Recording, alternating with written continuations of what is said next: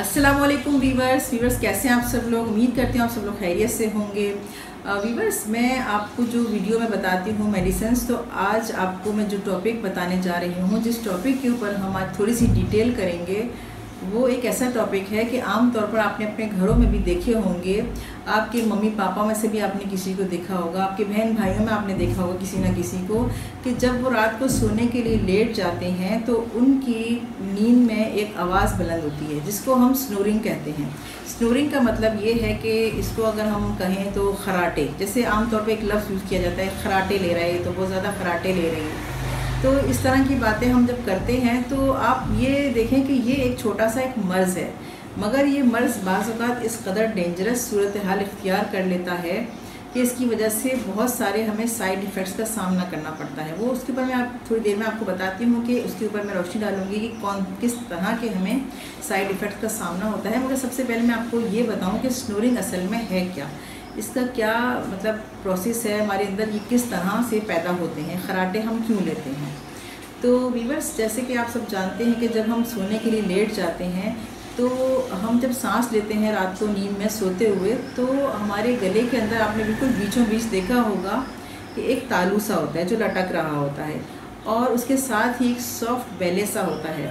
वो सॉफ्ट बेले जब रिलैक्स हो जाता है बिल्कुल, तो उसकी वजह से रिस्पायरेटरी ट्रैक्स होती हैं जो कि एक रुकावट की वजह से बनती हैं। मतलब हमारी नाली में एक रुकावट इस तरह से आ जाती है कि जैसे जब हम सांस लेते हैं और सांस जब हम लेते हैं या छोड़ते हैं, दोनों सूरतों में एक आवाज़ सी पैदा होती है। आप यूँ समझ लें कि एक नाली है या एक पाइप लिया आपने, लंबा सा पाइप लिया, उस पाइप के अंदर बहुत सारी रुकावट डाल दी और एक ज़रा सी जगह छोड़ दिया आपने।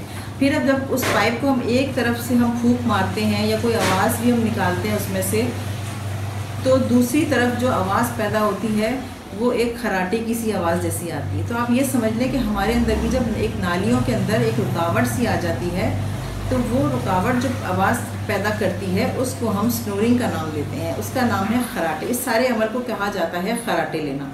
तो दोस्तों, इसके मैं आपको साइड इफ़ेक्ट्स के बारे में बताती हूँ कि साइड इफ़ेक्ट्स के क्या हैं। ये शादीशुदा लोगों में ज़्यादा होता है, चाहे वो मेल हों चाहे वो फीमेल्स हों।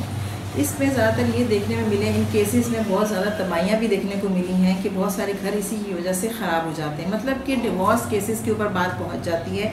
ये इस कदर ख़राब चीज़ है, कहने को एक छोटा सा अमल है कि खराटे ले रहे हैं नींद में, मगर इसकी वजह से बहुत सारे केसेस में लोग डिवोर्स तक नौबत ले आते हैं कि हमें इनके साथ नहीं रहना, क्योंकि उनका लाइफ पार्टनर जो है वो रात को नींद में एक बंदा खराटे ले रहा है और दूसरे की नींद नहीं हो पा रही है। तो इस वजह से ये केसेस बहुत देखने में आए हैं।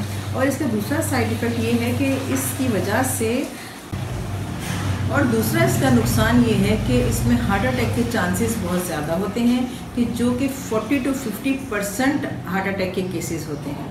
अच्छा, तो अब मैं दोस्तों आपको इसकी बताऊंगी कि इसकी क्या वजूहात हैं, कि ये क्यों मतलब ये मर्ज़ पैदा होने की वजूहात होती है ना, तो आपको मैं बताऊंगी कि ये किस वजह से ये होते हैं। तो दोस्तों, इसमें सबसे टॉप पर है ओबेसिटी। ओबेसिटी मतलब इतना उनका वेट बढ़ जाता है, पेशेंट जो इस तरह के पेशेंट्स होते हैं उनका वेट बहुत ज़्यादा होता है, वक्त उनका खाना होता है। तो जब वक्त हम खाना खाते हैं तो आप सब जानते हैं कि हमारा लाइफ स्टाइल डिस्टर्ब हो जाता है। तो वक्त खाना खाने की वजह से जो है हमारे अंदर चर्बी ज़्यादा बढ़ने लगती है, तो हमारा वेट बढ़ जाता है, और जब वेट बढ़ेगा तो बहुत सारे मसाइल जन्म लेते हैं।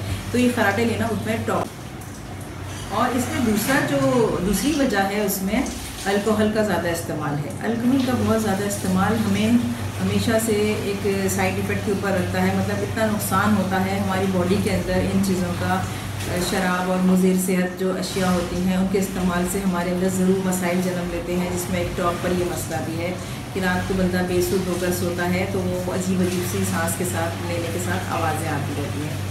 तो इसमें तीसरा मसला है सॉफ्ट बेले रिलैक्स होना। तो साथियों, मैं इसकी जो आपको मेडिसिन बताने जा रही हूँ, होम्योपैथिक मेडिसिन है वो ओपियम 30 पोटेंसी में लेनी है। आपने 2-2 कतरे करके सारा दिन में लेनी है, 3 बार लेनी है।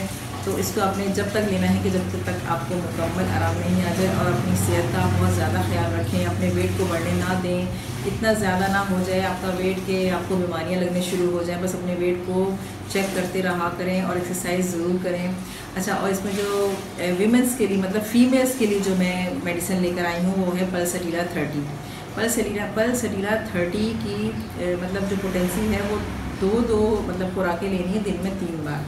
वो इसलिए कि जब औरतें डिलीवरी के बाद जो है उनका ऑपरेशन केस अगर होते हैं, उनके ओवरीज़ के मसाइल हो जाते हैं और मतलब जो स्टिचेस आते हैं उनको ऑपरेशन केस के बाद, उसमें उनको बेआरामी के एहसास से, उनको थकन के एहसास से उनकी बॉडी में वो बात नहीं रहती, ना वो उस तरह आराम कर पाती है, ना उनकी पूरी नींद होती है। तो वो थकन की वजह से जब वो रात में कभी लेटती हैं तो उनके भी खराटे बुलंद होते हैं।